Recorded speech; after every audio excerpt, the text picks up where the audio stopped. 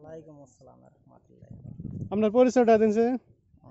আমার নাম মোহাম্মদ মকিবুল দেওয়ান, বাড়ি জালকারা, জালকার এটা কোন ডিস্ট্রিক্ট পড়ে? বাবাডা ডিস্ট্রিক্ট, বরপাটা ডিস্ট্রিক্ট। আনুগের ব্লক কি পড়ে? পাকা বেদবাড়ি। পাকা বেদবাড়ি। তো আপনি এই যে ধান ক্ষেতটা করছেন, এটা কি ধান ক্ষেত করছেন? এটা বায়ো সেট টনাটন। 22 টনাটন ধান খেতি করছেন। এই ধানটা আপনি আগে বছর করছিলেন, এই বছর প্রথম করছেন? ফার্স্ট।